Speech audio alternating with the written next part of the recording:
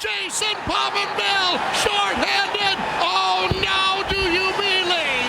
Now do you believe? Are you ready, Legion of Doom? He's me going in on goal. He should.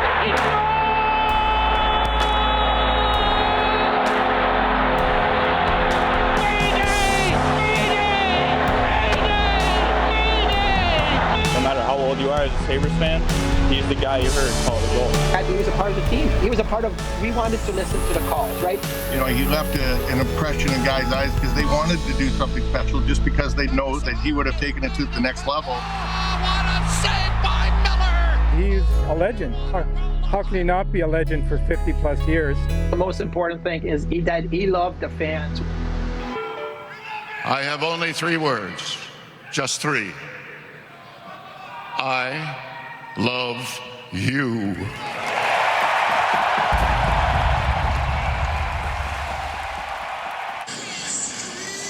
Tonight, a difficult goodbye to a Buffalo Sabres legend. Rick Jeanneret, the voice of Buffalo hockey for more than 50 years, has died at the age of 81. Good evening, everyone. Jeff Russo along with Leah Lando outside of KeyBank Center, where the unmistakable voice of Rick Jeanneret has been on repeat, echoing here through downtown Buffalo and the plaza here throughout the afternoon as the Western New York community and really the hockey world remembers and mourns a true one-of-a-kind, not only in broadcasting, but in life. Yeah, so many people stopping by here of all ages, and even though it is a somber day, you can't help but smile when you hear his calls that are broadcasting right now.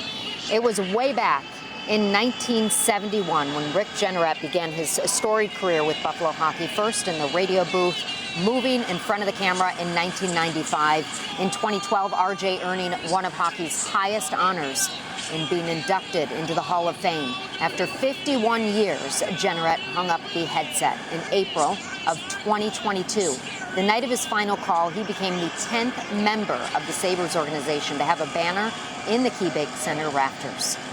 And the Buffalo Sabres organization calling him not just the voice of the Sabres, but the voice of the city, while recognizing him for the incredible man that he was, not just inside the booth, but outside as well. A lot of people sharing a lot of memories today. I had the chance to speak with some of the people who not only shared a broadcast booth with RJ, but also who shared special friendships along the way. And we begin tonight with former Sabres goaltender and now broadcaster, Marty Biron.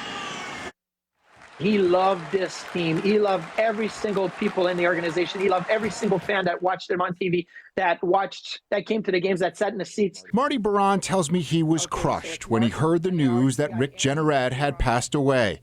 Biron spent years connecting with RJ, first as a player with the Sabres, then as a broadcaster. He was a part of the team. He was a part of, we wanted to listen to the calls, right? We wanted to listen to Pominville's overtime goal, Game 5 against Ottawa in 06 playoffs, because we wanted to know, what did RJ say? How did he call it? Scores! Jason Pominville, shorthanded. Oh, now do you believe? He defended us as players. I mean, my fight with Ray Emery in the famous Ottawa Brawl, like, you listen to RJ's call, and it's probably a 50-50 fight. Like, I came out of that fight with a tie, maybe, or a split decision at worst, right? You listen to the Ottawa call, it's a complete knockdown where I'm, like, bleeding from my ears on the ice, right? One another. Emery fires a punch down on the ice. The 2 goaltenders go. Jeanneret's legendary calls and unique style earned him entry into the Hockey Hall of Fame. But he's also being remembered for who he was outside of the broadcast booth. I think that's how genuine he was. You know, RJ didn't worry about what he looked like or, you know, anything like that. He just, like, this is me, and people accepted it, and he was more than content to be like that. And he didn't want to try to be, he never tried to be anything other than what he was. And I just think he had such a passion for the game, a bigger passion for this organization. The initial reaction, like so many around Buffalo, was tears. John Vogel covered the Sabres for 20 years with both the Buffalo News and The Athletic. Vogel remembers Jeanneret as a close friend. How did he touch you? I know you covered the team for so long. It started right off the bat. I started in 2002 covering the Sabres, and back then I used to travel with the team on the plane. And the very first flight was to Raleigh. And the crosswind as we were landing was ridiculous. I mean, the plane's tail was wagging back and forth, and RJ was in the row behind me. And all of a sudden, as we're coming in, he says, "Hold on to your hats. We're coming in hot." So what could have been a scary flight which was really a rough one, I'm sitting there thinking, oh my goodness, I might die to the play-by-play of Rick Jeanneret. It's like losing a family member. You know, it's just, you develop that kind of relationship with a guy like Rick Jeanneret, a guy like Van Miller, right? And when they pass away, you feel like you lost a member of your family, and it hits that hard. Howard Simon has worked in Buffalo broadcasting since 1989 and says RJ was a perfect fit for the Queen City. The guy bled blue and gold. You know, you could hear that. You could hear that in his voice. You could hear that passion, that energy, that, you know, that want to, for the Sabres to win hockey games, to make the playoffs, to win championships. Does his voice today bring a little bit of comfort? Yeah. Look, I can't tell you the number of times since last night I've gone from crying quickly to smiling and laughing because I'm hearing a clip. When you get, if you're sad, and we all are, you know, Rick Jeanneret is no longer with us. But if we think his voice was stilled forever, of course not.